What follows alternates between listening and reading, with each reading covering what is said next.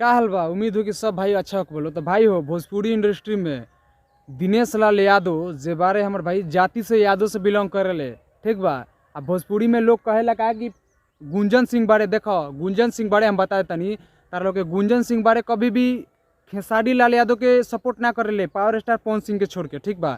लेकिन उहे बात कल जाओ दिनेश लाल यादव के, जे यादव बारे खेसारी लाल यादव भी यादव बारे। तो जब सोशल मीडिया पर दिनेश लाल यादव से 2 दिन पहले के बात पूछल जाता इंटरव्यू के दौरान कि दोनों में खेसारी लाल यादव और पवन सिंह में दोनों में किसका सॉन्ग बेस्ट लगता है, जिस पे आप झूमने पे मजबूर हो जाते हैं। तो भाई हमारे एगो दिनेश लाल यादव के देखा हमर भाई वो यादव परिवार से बिलोंग करेले, अपना जाति मायने नहीं रखा तुम्हारे भाई, ठीक बा। दोनों जाना के नाम ले पड़े कि पावर स्टार पवन सिंह का भी बेस्ट लगता है और खेसारी लाल यादव का भी बेस्ट लगता है। अगर वहीं पर इंटरव्यू कर लिए गुंजन सिंह के, तो गुंजन सिंह बोलते क्या कि हमारे सिर्फ पावर स्टार पवन सिंह के गाना अच्छा लगता है। तो भाई हमारे भोजपुरी में अकेले के देखो जातिवाद हमनी के ना करल सन, जातिवाद यादव परिवार ना करला कभी भी भाई।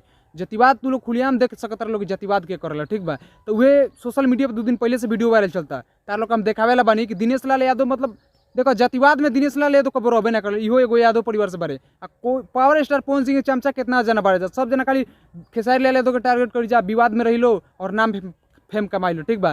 तो भाई हमारे ज्यादा देर ना करे, पहले दिनेश लाल यादव की वीडियो देखा जाए। पवन सर और खेसारी सर में किसका गाना ज्यादा नाचने पर मजबूर करता है आप? दोनों का फिर भी थोड़ा सा नहीं, अगर देखिए जो लोग भी इस बात पे लड़ाई करते हैं ना, मुझे लगता है कि वो फिर समझ नहीं पाते। क्योंकि चाहे वो पवन सिंह जी हो चाहे खेसारी लाल हो, दोनों ही इतने इंटरटेनिंग गाने बनाते हैं, फिल्में बनाते हैं कि वो बजता है तो लोग झूमने लगते हैं। तो उन देखिए एक व्यक्ति वो स्वयं एक ही रहता है, वो दूसरा कोई नहीं हो सकता है। ई रहे है दिनेश लाल यादव जे भोजपुरी के बहुत ही बड़ा सितारा बारे। जब इनकर फिल्म आवेला न भाई तो हमनी के दिल से आंख से आंसू निकल जाला हमर भाई, ठीक बा। कैसे कि इनकर फिल्में आवेला तो इतना ब्लास्ट मूवी आवेला कि भाई इनकर जोड़ा नहीं केहू के, ठीक बा।